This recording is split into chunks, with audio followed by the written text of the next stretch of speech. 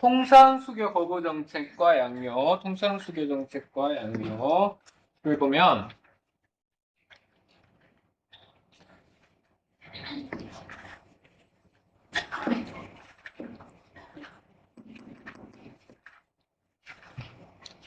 자, 일단 통상수교 정책을 생각했을 때 우리는 인물 한 명을 떠올릴 수 있어야 되죠? 누구? 흥선대원군 떠올려야 되죠?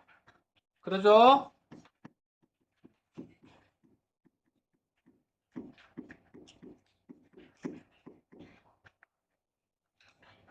자, 우리가 중간고사 범위에서 흥선대원군의 개혁 정책은 이미 배웠어요.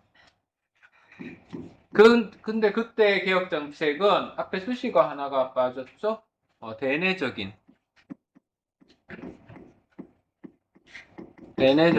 개혁 정책이죠.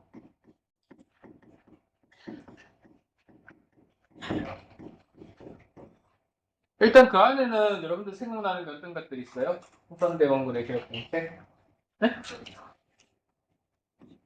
일단은 정치적으로 조선 후기 가장 큰 문제점이 뭐였다? 소수의 가문에게 권력이 집중돼 있던 거.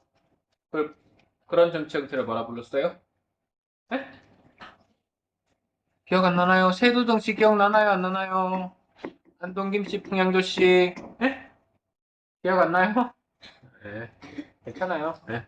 자, 그 다음에 이 세도 정치를 이제 척결하는 그런 개혁을 하기도 했고, 그 다음에 당시에 군포를 내는 게 굉장히 큰 문제가 된다 그랬죠? 군포를 너무 많이 걷기도 하고, 그 다음에 뭐 죽은 사람한테 걷기도 하고, 어린아이한테도 걷기도 하고, 이런 것들이 많이 문제가 된다 그랬어요. 그래서 그런 다양한 문제점을 그런 문제점이 생긴 이유가 뭘까요? 국가의 세금이 부족하기 때문에 그런 거예요. 그래서 세금을 충분히 이제 확보하기 위해서 폭포제 뭐 이런 걸 시행했죠. 그 다음에 흥선대원군 하면은 대표적으로 떠오르는 사건 하나. 네? 왕실의 권위를 회복하기 위해서 뭘 만든다? 경복궁 생각하면 되겠죠? 자, 이러한 것들을 뭐 많이 했죠. 사실 그리고 또 뭐 경복궁을 중건하는 과정에서 경복궁이 중건 과정에서 두 번 불탔다 그랬잖아요. 그래서 자금이 모자라니까 원납전을 걷는다거나 양반들의 묘지림을 벤다거나 이런 문제점 그런 좀 뭐라 그래 무리수? 정치적인 무리수가 많이 있었죠. 근데 폭포제도 그렇고 그런 양반들의 묘지림을 베는 것도 그렇고 누구의 반발이 심하겠다? 네? 누구의 반발이 심하겠다? 폭포제는 누구에게까지 그 공포를 걷는 거라고 했어요? 양반. 기존에는 걷지 않았던 양반에게까지 공포를 걷는 것이 폭포제다라고 얘기를 했었어요. 자, 이런 것들은 사실 흥선대원군의 개혁 정치는 당시에 약간 무리가 되는 측면도 있고, 그리고 제대로 된 개혁도 있고, 뭐 여러 가지 개혁이 뒤섞여 있어요. 그렇지만 이 양반들 입장에서는 양반들을 언짢게 할 만한 그런 개혁을 많이 추진했겠죠? 근데 흥선대원군의 그런 정책이 마냥 양반들의 마음에 안 들기만 했느냐? 그러지는 않아요. 한 가지 마음에 드는 구석도 있었을 것 같아요. 그게 뭐냐? 대외적으로 봤을 때는 흔히들 쇄국 정치라고도 부르는 요즘은 이런 말은 잘은 안 쓰죠. 좀 옛날 용어기는 해요. 쇄국정치. 쇄국정치라는 말은 들어봤어요? 안 들어봤어요? 안 들어봤어요? 요즘은 잘 안 써요. 이런 말 대신에 뭘 쓰느냐? 통상수교 거부 정책이라고 쓰죠.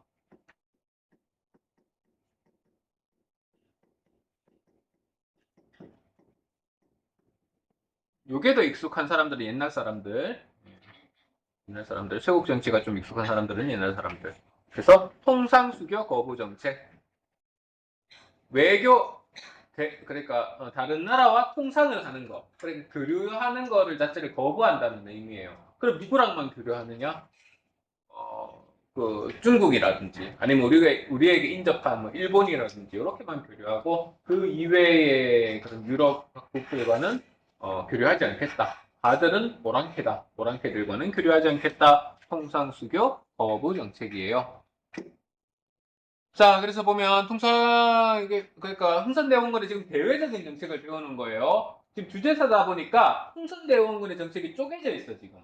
중간고사에서 한 파트 쪼개져 있고 기말고사에서 한 파트 쪼개져 있고 뭐 이런 형식이에요. 예. 자, 보면 내가 결심한 것을 잘 이해하고 필요성 맹세해서 되게 비장하죠? 네, 그냥 맹세하는 것도 아니라 필요성 맹세예요.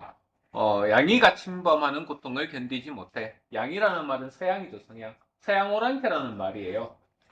이는 오랑캐라는 말이야. 양, 서양이라는 말이죠. 서양 오랑캐. 서양 오랑캐가 침범하는 고통을 견디지 못해. 하친을 허락한다면 이는 곧 나라를 팔아먹는 일이다. 굉장히 좀 비약이 심하죠? 네, 과장이 심해요. 그냥 친하게 지내자는 주장을 하는 것만으로 뭐다? 나라를 팔아먹는 일이다. 하나, 양이가 침범함에 만약 교역을 허락한다면 이는 나라를 망치는 일이다. 화해할 것을 허락하면 나라를 팔아먹는 일이고 교역을 허락한다면 이는 나라를 망치는 일이다. 이렇게 얘기하고 있는 거죠.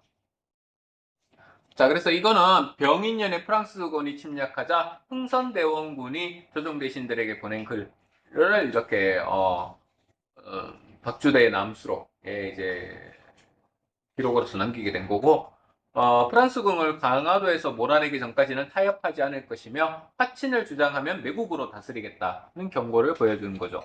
그래서 이거 이후에는 이제 뭐예요? 흥선대원군의 신민년 이후에 전국 곳곳에 척화비는 들어봤어요? 안 들어봤어요? 네? 척화. 척자는 배척한다는 말이야. 화는 뭐죠? 화해하는 걸 배척한다는 말이야. 누구랑 화해하는 거? 네? 서양이랑 화해하는 것을 배척하겠다는 것을 이제 뭐 비석으로 만든 거죠. 그게 척화비 전국 곳곳에 세우는 거죠. 예. 자, 그 다음에 이거 조금 여러분들 입장에서 조금 머리 아플 수 있어요. 왜냐하면 사건 하나하나를 좀 머릿속에 집어넣게끔 하는 거는 여러분들이 좀 귀찮아하고 성가시 하잖아요. 그렇지만 이 순서는 알고 있어야 돼요. 기억해야 돼요. 1866년에 병인 박해 제너럴 셔먼원 사건 병인 양요가 있었고 1868년에 오페르트의 남영군 도굴 사건 그 다음에 1871년에 신미양요 갑이 걸린 이런 흐름은 조금 성가시더라도 기억을 해야지 이제 알 수 있죠. 자, 훈이,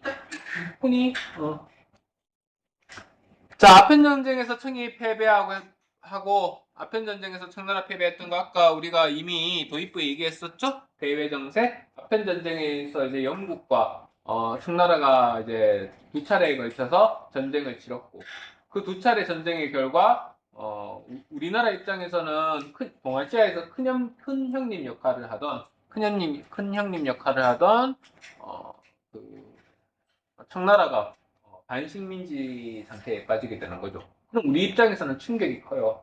그래서 충격이 커서 우리는 어떤 생각을 하게 되느냐? 저 서양 놈들이랑은 아예 인연 자체를 맺으면 안 되겠다.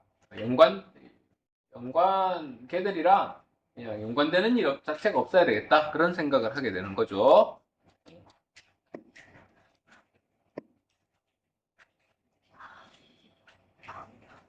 자, 그래서 그 1차 아페인 전쟁의 결과로서 러시아가 연해주를 차지해요.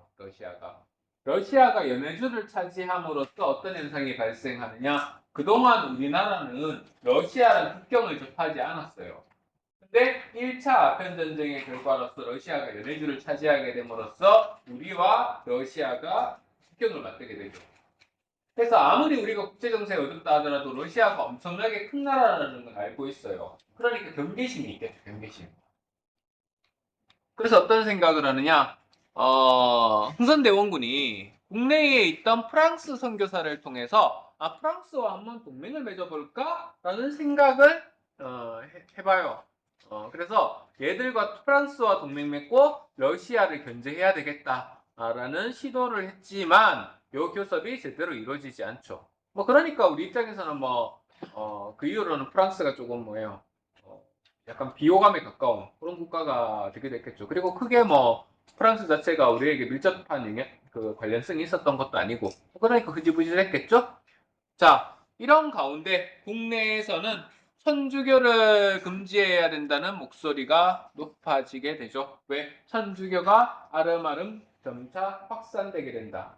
그렇지만 천주교는 당시의 지배층 입장에서는 예쁘다, 예쁘지 않다? 예쁘지 않다 그랬어요. 왜 안 예쁘다 그랬어요? 예쁘지 않은 정도가 아니라 굉장히 미워하고 공포심이 들 정도예요. 왜?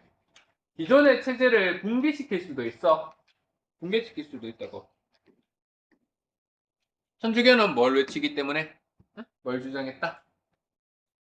뭘 주장한다? 천주교? 경계심이 높았던 이유가 뭐예요?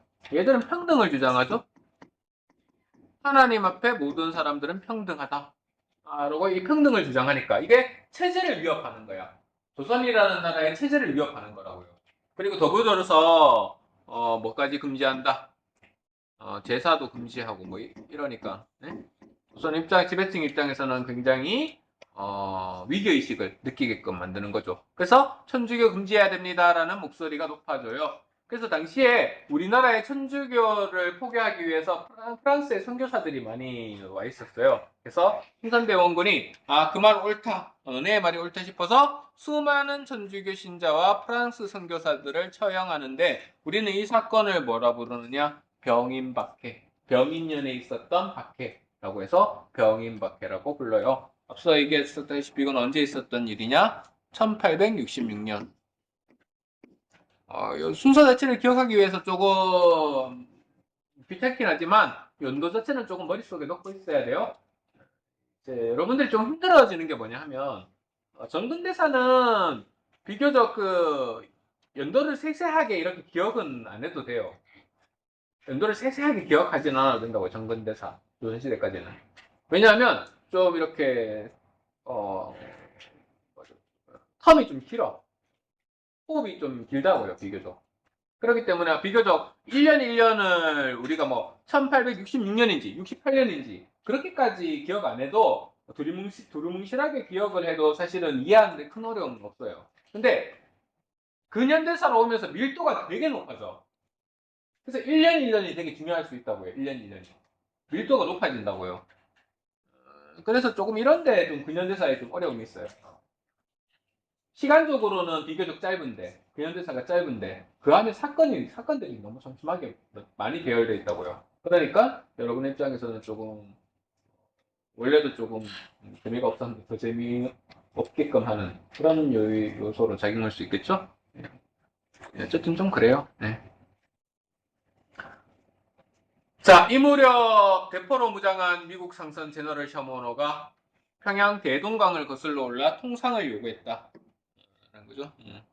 그러니까 제너럴 그 병인 박해가 있을 즈음에 대포로 무장한 미국 상선 제너럴 셔먼호가 대동강을 거슬러 올라와서 통상을 요구하게 되죠. 그런데 이제 얘들은 이제 미국 애들은 지네 나라 강이라고 생각해서 강을 이렇게 거슬러 올라오면서 이제 우리나라의 백성들을 좀 미혹했나 봐요. 근데 우리나라는 뭐 미국처럼 이렇게 뭐요 강이 넓고 이제 깊고 뭐 그런 형태가 아니에요. 거슬러 오다 보니까 어떻게 되냐면 그 강바닥에 이제 배바닥과 이렇게 강바닥이 이렇게 맞닿아 버려요. 그래서 배가 옴짝달싹 못 타게 돼 버리죠. 그래서 얘들은 만약에 이제 조선의 백성들이 공격해 오면은 이제 유유히 이렇게 빠져나갈 생각을 하고 있었는데 오도 가도 못하게 그렇게 돼 버리는 거예요. 그래서 당시에 평양에 이제 관찰사로 있었던 이제 그 박교수가 주민들 데리고 가서 이제 뭐 횃불 같은 거 이렇게 막 집어 던져가지고 돌 집어 던지고 그렇게 해서 침몰시켜 버려요. 예. 그래서 제너럴 셔먼호를 침몰시켰다. 이게 제너럴 셔먼호 사건이에요. 그래서 사실 여기 병인 박해로서 화가 많이 났던 나라는 프랑스죠. 그 다음에 제너럴 셔먼호 사건으로 화가 많이 났을 나라는 미국이죠. 그래서 그 다음에 병인 양요는 또 프랑스야. 네, 이런 식으로 생각하면 돼요. 그래서 이때 제너럴 셔먼호 사건으로 화가 많이 났던 미국이 언제 보복을 하러 오느냐? 1871년 신미양요 때 이제 복수하러 오는 거고. 병인 박해의 복수는 언제예요? 병인 양요고 뭐 이런 거죠. 예. 자, 프랑스군의 침략을 무찌르다. 프랑스군의 침략을 무찌르다. 프랑스는 병인 박해를 구실로 해서 조선을 침략해요. 그게 병인 양요요. 병인 양요. 이미 얘기했던 부분들이고. 그리고 이때 한성의 양화진.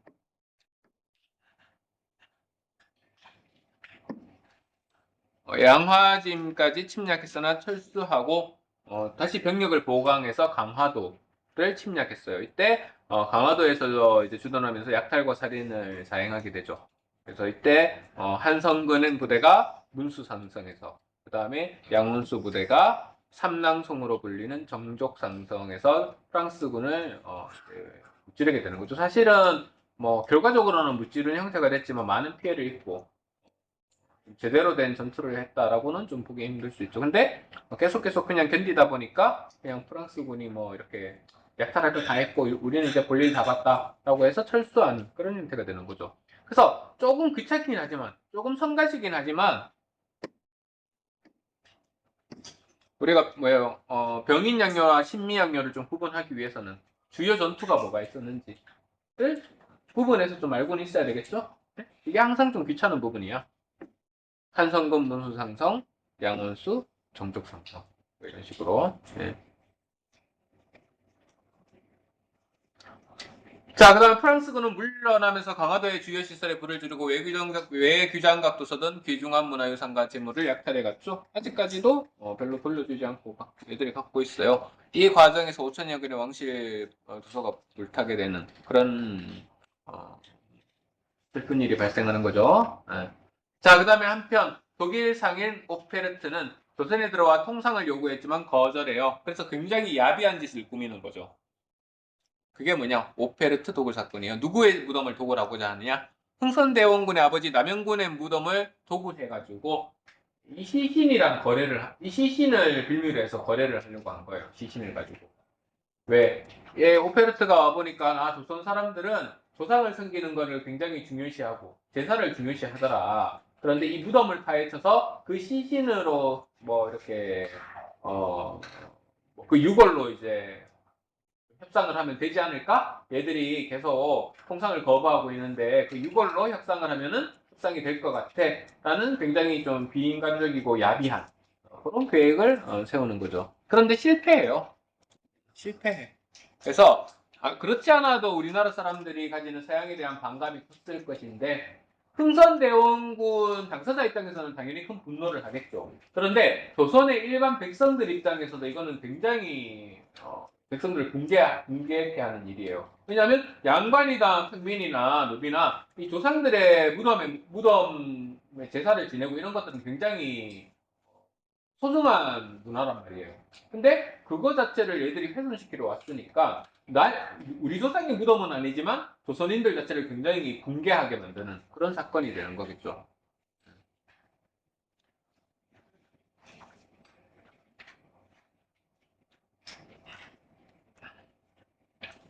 자, 그다음 미국 함대를 무찌르고 척화비를 세우라 해보면은 아까 그 제너럴 셔머너 사건 얘기했죠? 그래서 제너럴 셔머너 사건이 일어나고 5년 후의 일이 되겠죠. 그래서 이걸 구실로 해서 미국이 조선의 배상금 지불과 개항을 요구해요. 하지만 흥선대원군이 거부하죠. 그러니까 이게 군함 5척을 보내서 이제 강화도를 침공하는 거죠. 그래서 이때 이제 미국 미군이 강화도의 초지진을 함락시키고 광성보까지 공격해 오자 이제 어재현 등이 이끄는 조선 수비대가 격렬한 항전을 벌이지만 패배했고 어, 많은 피해를 입게 되죠. 피해를 입게 되죠. 그렇지만 어찌됐든 간에 항복하지는 않고 많은 피해를 입었음에도 불구하고 항복하지는 않고 끝까지 버텨요. 끝까지 버티니까 이제 얘들도 뭐예요? 약탈할 만큼 다 하고 이제 강화도를 이제 공격해서 이제 피해를 줄 만큼 다 줬으니까 뭐 더 이상 뭐 여기 머무는 게 얘들 입장에서는 큰 의미가 없어요. 그래서 돌아가죠. 그렇게 돌아가니까 이제 우리는 이걸 뭘로 생각하느냐? 우리가 승리했다. 이렇게 생각을 하는 거죠. 그렇게 일종의 정신승리 같은 걸 하는 거죠. 그래서 요 시기를 이제 드라마의 시작으로 하는 드라마가 있죠. 여러분들이 잘 아는 드라마죠.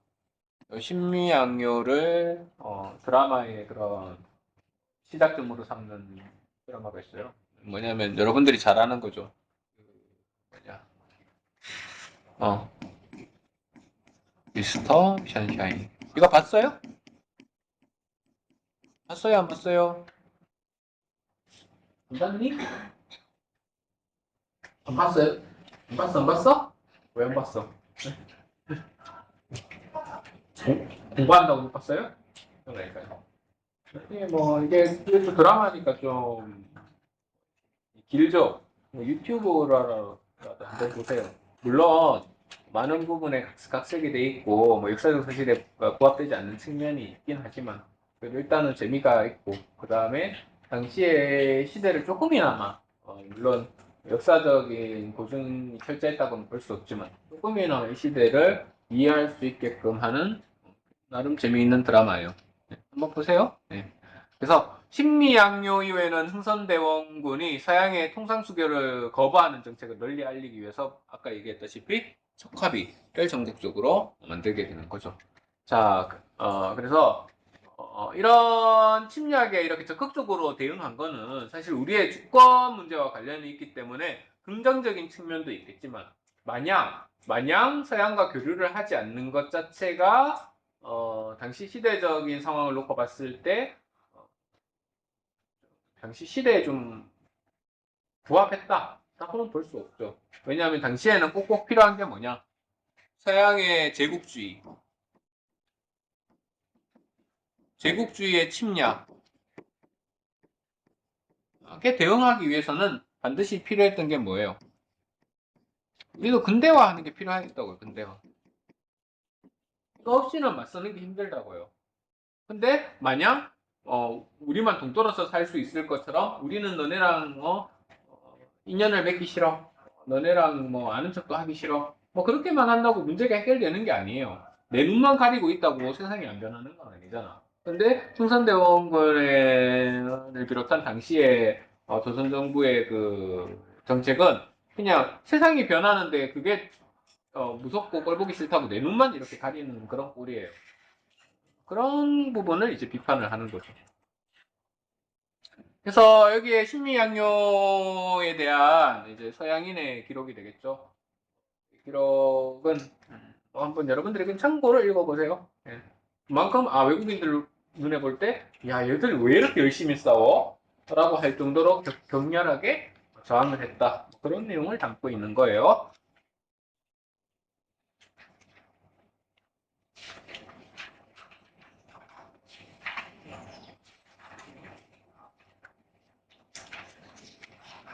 자, 개항과 근대적 조약 체제. 개항과 근대적 조약 체제.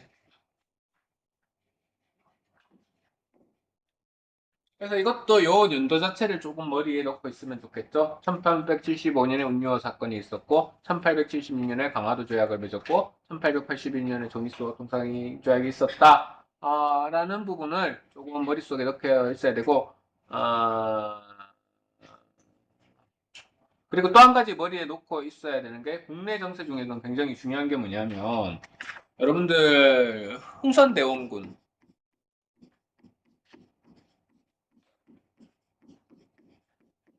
이라는 인물에 대해서 다시 한번 생각을 해봐야 되겠죠. 흥선대원군은 보통은 뭐예요? 우리가 뭐 세종이면 세종, 성종이면 성종, 세조면 세조 이런 식으로 해서 어떤 왕이 개혁 정책을 시행했다, 어떤 왕이 어떤 정책을 시행했다 이런 식으로 가지. 뭐 그 외에 다른 인물, 그러니까 뭐 아빠 뭐 왕이 있으면 왕의 아버지나 왕의 형제나 왕의 아들이 어떤 업적을 세웠다고 해서 그걸 그렇게 자세히 기록하지는 않잖아요. 근데 이때 기준은 흥선대원군이 항상 기준이 돼. 왜 그래요? 당시 정치적인 실권이 누구한테 있었다? 예? 실권자가 누구였다? 흥선대원군. 왕의 아버지였던 흥선대원군이었다는 거죠. 그러면 왕의 왕이 아니라 왕의 아버지였던 흥선대원군의 실권을 쥐고 있었던 이유가 뭐예요? 누가 나이가 너무 어리다? 왕인 고종이 나이가 너무 어리다는 거죠? 그러니까 대신 정치를 해주는 게 크게 반발이 없었다고요. 크게 반발이 없었어. 근데 문제가 있어요. 1875년, 76년쯤 되면은 이제 누구도 나이를 못 갖겠다. 누구도 성장을 했다. 고종이 성장을 했겠죠? 예? 가뜩이나 흥선대원군의 그런 정책들은 양반 지배층 입장에서는 마음에 든다, 안 든다? 안 든다 그랬어요. 호포제 이런 걸, 호포제 시행했을 때 양반들 되게 기분 많이 나빠했어요. 왜냐하면 얘들은 군포를 내는 거는 일반 백성들만 하는 거지 나같이 고귀한 양반이 그 세금을 낼 건 아니라고 생각했어. 군역 자체를 천하다고 생각했다고요. 군역 자체를 천하라고 생각했고 군역의 대가로서 내던 군포를 내는 것 자체는 그 천한 세금을 나한테도 물린다라고 생각해서 세금의 부담도 있기도 했지만 그 세금 부담 이상으로 양반들의 자존심을 건드리는 일이었다고요. 물론 그렇다고 해서 개혁 안 해야 될 건 아니었죠? 걔들 자존심 뭐 살려주려고 해야 될 건 안 할 수는 없잖아요. 그런 식으로 해서 양반들의 반발이 굉장히 심했지만 애들이 뭐 겉으로 그거를 얘기하긴 했지만 흥선대원군 자체를 끌어내릴 시도는 잘 하지 못한다고요. 왜냐면 뭐 고종이 어리고 하니까. 근데 이제는 뭐예요? 한 10년이 흘렀어. 10년이 흐르니까 명분이 생긴 거야, 양반들한테도. 흥선대원군을 끌어내릴 명분이 생긴 거죠. 그 명분 중에 가장 큰 명분은 뭐다? 고종이 장성했다는 거예요, 10년 사이에. 예?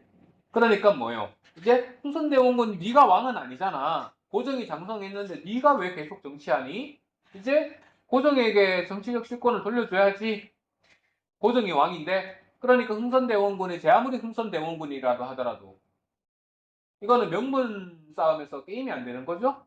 물러나요. 실권에서 물러나. 그래서 이제 뭐가 시작된다? 고종의 친정. 이거 뭐 친정 간다 할 때 그 친정 아니에요? 네. 신이 정치를 한다고요. 실권을 이제 고종이 갖는다고요. 근데 문제는 뭐냐 하면 온전히 고종 혼자 실권을 차지한 게 아니라 외척도 같이 그 힘을 나눠 가지는 거죠. 그 외척은 누구다? 여러분들이 알고 있는 명성황후로 알고 있는 명성황후죠? 황후라는 말은 좀 그래요. 왜냐하면 아직 고종이 황제가 아닌데 명성황후 다 얘들 가문이 이제 권력을 나눠 갖게 되는 거죠. 이때 되면서 이제 흥선대원군이 취했던 정책이 많은 부분에서 바뀌는 부분이 많은데 그 중에서도 대외 정책이 180도 바뀌게 되는 거죠. 그 이전에는 통상수교 거부 정책이었던 것이 이제는 뭐예요? 국가가 공식적으로 정부가 공식적으로 개화 정책을 추진하게 돼요. 개화 정책. 그래서 그 개화 정책이 추진돼 가는 과정을 우리가 지금부터 배우게 되는 거죠. 자, 통상계열론의 대두. 이거는 뭐예요? 뭐의 대척점에 있는 거예요? 통상수교 거부와 대척점에 있는 거죠? 얘랑 대척점에 있는 거죠? 그래서 통상수교 거부 정책이 추진되던 흥선대원군 집권기에도 외국과 통상해야 된다는 주장이 있었다. 그래서 흥선대원군이 혹독하게 굉장히 강경하게 통상수교 거부 정책을 추진했음에도 그 와중에도 소수의 개화를 주장하는 게 있었다는 거죠. 개화를 주장하던 사람들이 있었다는 거죠. 그래서 박규수와 오경석 등은 청에서 출간된 세계 지리서인 해국도지를 접하게 되고 이건 중국 청나라에서 건너온 거예요. 그래서 이걸 통해서 서양의 문물, 국제 정세들을 공부한 거죠. 그래서 이 사람들의 주장은 뭐냐? 서양의 침략에 맞서자면 자주적으로 얘들이 예뻐서 그런 게 아니라 얘들과 맞서려면 얘들의 문물을 받아들이고 우리도 어느 정도 근대화해야 된다라고 생각했죠. 그 근대화가 되는 부분 어떤 부분? 부국강병, 경제 부분, 서양식 산업을 받아들여야 된다는 거예요. 그 다음에 서양식 근대적인 무기를 받아들여야 된다는 거죠. 이 무렵 메이지 유신을 단행한 일본은 새로운 외교 관계를 맺고 이런 외교 관계를 우리에 요구해 오기도 해요. 그렇지만 얘들은 이제 뭐예요? 메이지 유신은 뭐냐면 여러분들이 뭐 이제 세계사적인 지식은 없으니까 그냥 간단하게만 얘기하면 일본은 사실 중국이랑 우리 역사도 많이 다르죠. 전근대 역사가. 네? 중국이랑 우리나라 역사도 많이 다르긴 하지만 조선 중국과 비교했을 때 일본은 더 많이 달라. 더 많이 다르다고요. 어찌됐든 간에 중국 우리는 다르긴 하지만 그래도 황제 내지는 왕이 중심이 되는 정치가 행해지는 그런 국가였잖아요. 근데 일본은 되게 다른 게 여러분들이 좀 이해하기 쉽게 얘기하자면 일본은 무신 정권 같은 형태의 정부 형태가 계속 지속됐던 거야. 그러니까 왕은 따로 있는데 우리로 따지면 왕은 따로 있는데 이제 왕은 실질적인 힘이 없고 무인 집권가가 이제 계속 권력을 잡는 그런 형태의 정치 형태가 계속 이루어졌다고요. 그래서 얘들은 이제 이 무신 정권을 뭐라고 이름 붙이느냐? 막부라고 이름 붙여요. 막. 왜 전쟁 나가면은 이제 지금 기준으로 얘기하면은 텐트 같은 거 치잖아요. 막사라고 하죠. 천막같이 뭐 이렇게 텐트 치잖아요. 저기에서 유래한 거야. 군인 정권이죠. 그래서 이런 군인 정권이 주로 계속 이어지고 천황은 힘이 없는 상태로 계속 이어지는데 이런 막부가 이제 시기별로 계속 이어지죠. 우리 입장에서는 고려 시대에는 뭐 가마쿠라 막부, 그 다음에 고려 말 조선 초에는 무로마치 막부, 그 다음에 이 무로마치 막부가 힘이 약해지니까 이제 일본에서 전국시대라는 혼란기가 벌어지죠. 그 전국시대라는 혼란기를 종식시킨 사람이 누구냐? 우리에게 임진왜란으로 익숙한 인물이죠. 그 도요토미 히데요시. 그 임진왜란이 끝나고 나서는 도요토미 히데요시 대신에 누가 권력을 잡게 되느냐? 도쿠가와 이에야스. 그 도쿠가와 이에야스가 열게 된 그 막부가 뭐냐 하면 에도 막부예요. 에도 막부. 그래서 이 에도 막부 시대에 일본이 개항 요구를 미국으로부터 굉장히 압박을 많이 받게 되죠. 그래서 압박 끝에 개항을 해. 우리 입장에서는 운요 사건 같은 걸 일으킨다고 했잖아. 네? 일본 입장에서 운요 사건 일으킨 거 벤치마킹 했어. 누구를 벤치마킹 했느냐? 지가 미국한테 당한 거를 그대로 우리한테 써먹은 거예요. 그래서 우리를 개항시키고자 한다고요. 그래서 에도 막부는 어찌됐든 간에 뭐예요? 천황이 권력을 가지고 있는 게 아니라 도쿠가와 가문이 권력을 잡고 있는 형태죠. 그러니까 당시에 에도 막부의 그런 불만이 많았던 무사층이 야 이제 뭐하냐 우리 황제 중심으로 정치하는 게 맞지 네가 뭔데 정치를 하고 있냐라고 해서 이제 뭐예요? 일어났던 게 메이지 유신이에요. 메이지 유신. 이때부터 이제 천황 중심의 정치 형태로 돌아가자 그러는 거죠. 천황 중심으로 돌아가면서 이제 서양의 문물을 정치 제도와 그 다음에 서양의 군사 제도, 그 다음에 근대적인 공장 제도 그런 거를 받아들이고자 하는 거예요. 그래서 우리가 이거는 정치적으로는 뭐예요? 그 천황 중심의 정치가 된 거고 메이지 유신으로 그 다음에 그 외의 측면으로 보자면은 근대화 운동을 우리에게는 더 알려주죠. 근대화 운동. 일본의 근대화 운동, 메이지 유신. 그 다음에 중국의 근대화 운동, 뭐 양무 운동, 그다음 변법 자강 운동 그런 것들 있잖아요. 네? 그런 형태로 보면 돼요. 그래서 애들이 천황 중심의 메이지 유신을 성공한 다음에 우리나라에 외교 문서를 보내는데 굉장히 그 이전에는 조선한테 아 형님 우리 형님께 문안 인사 올립니다 이런 식으로 썼다면은 이때는 뭐예요? 굉장히 좀 대등한 친구야 그동안 잘 지냈니 이런 식으로 보내는 거예요. 그러니까 아 이게 외교 형식에 맞지 않다. 흥선대원군 그냥 돌려보내요. 거절해요. 그러니까 일본 애들은 화가 많이 나서 야 안 되겠다 저 서양이 지금 동양에 대해서 제국주의를 침략을 했잖아요. 그런 것처럼 우리도 뭐예요? 조선을 정벌해야 된다. 정복해야 된다. 우리 식민지로 만들어야지. 그런 정한론이 일어나기도 해요. 자, 그 다음에 조선 문호를 개방하다. 조선 문호를 개방하다를 보면 흥선대원군이 물러나고 아까 얘기했죠? 이제 명분이 없다 그랬죠? 10년 사이에 고종이 많이 컸죠? 네? 그러니까 고종이 이제 직접 정치를 하자는 거예요. 그래서 직접 정치에 나서면서 통상수교 정책이 완화되고 그러니까 얘들도 아는 거야. 흥선대원군 때는 아무리 찔러봐야 이도 안 들어간다는 걸 아는 거예요. 근데 정권이 바뀌고 조선에서 문을 열 준비를 하고 있어요, 이미. 일본이 강제로 문을 열어 제치기 전에 이미 우리는 정부의 공식적인 방침으로서 개화 정책을 추진하려고 하고 있다고요. 근데 우리가 자발적으로 문을 열어버리면 일본 입장에서는 빨리 우리한테 가서 뭐 이권을 차지해야 되는데 우리가 자발적으로 열어버리면 곤란하잖아. 일본은 본인이 좀 조선에서 우위를 점하고 싶은데 자발적으로 문 열면은 뭐 이렇게 뭐 약점 같은 것도 좀 찾기 힘들고 그러면 조선의 입장에서 다른 나라 뭐 일본이 아닌 다른 나라가 조선에서 우위를 가질 수 있잖아요. 마음이 급해져. 그러니까 우리가 이미 문 열 준비하고 있는데 얘들이 강제로 개항하는 그런 형태라고 생각하면 돼요. 그게 뭐냐? 운요 사건이야. 일본 진해가 당했던 거 그대로 써먹는 거야. 일본 진해가 당했던 게 뭐냐? 그녀에서 도입부에 얘기했던 거죠. 어, 앞서 얘기했던 부분.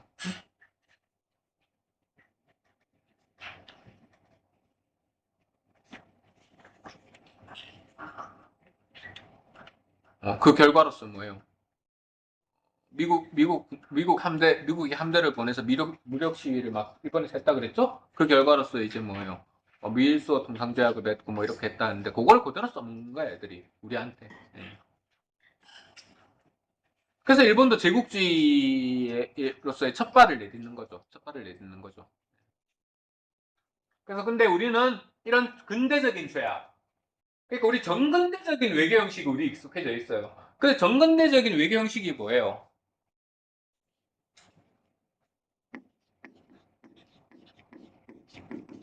4대 교류나 이런 거잖아요. 근대적으로 뭐 외교 조약을 맺고, 그 다음에 무슨 문서로 이런 문서화시키고, 그 다음에 뭐 국제법에 대한 그런 학습도 돼 있지 않고, 그러니까 뭐 이런 걸 해본 경험이 없는 거예요. 미숙하기도 하고 일본 애들은 근데 이미 당해봤어. 이미 당해봤으니까 우리보다 훨씬 밝아. 그런 걸 이용하는 거죠. 그래서 우리는 일본의 그런 요구를 다 받아들이게 되는 거죠. 그래서 강화도에서 맺어졌다고 해서 강화도 조약이라고 하는데 공식적인 이름은 뭐다? 조일수호 조규예요. 그래서 강화도 조약이라는 이름보다는 오히려 조일수호 조규라는 말이 요즘에는 좀 이렇게 사용 빈도도 좀 많이 높아지게 되는 거죠. 그 다음에 이 강화도 조약은 우리가 뭐 조금 머리 아프긴 한데 여기에 딸리는 부록 같은 게 또 있어요. 부록 같은 조약이 있다고. 본조약이 있고 부록이 되는 조약이 있고 뭐 그래요. 근데 이거를 뭐 통상 우리 그냥 강화도 조약이라 묶어서 얘기하기도 하는데 엄밀히는 서로 다른 이제 본조약, 부속조약 다른 거긴 하지만 구분해서 알 때는 좀 알아야 돼요. 예.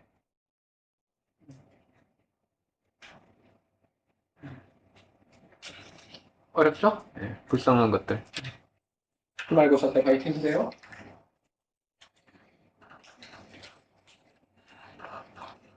보세요. 그래서 강화도 조약을 체결한 직후에 일본의 근대화된 모습과 국제 정세를 파견하기 위해서 제1차 수신사를 파견하게 되는 거죠. 자, 그 뒤로도 이제 우리는 불평등한 조약을 계속 다른 나라들과도 이제 맺게 되는데 강화도 조약이 이제 첫 단추가 되는 거죠. 첫 단추를 잘못 깨면 나머지 단추는 어떻게 돼요? 제대로 낄 수가 없는 거죠? 그런 꼴이에요. 네. 그래서 강화도 조약과 관련된 그 이후에 이제 불평등했던 조약은 다음 시간에 하게 될 거고,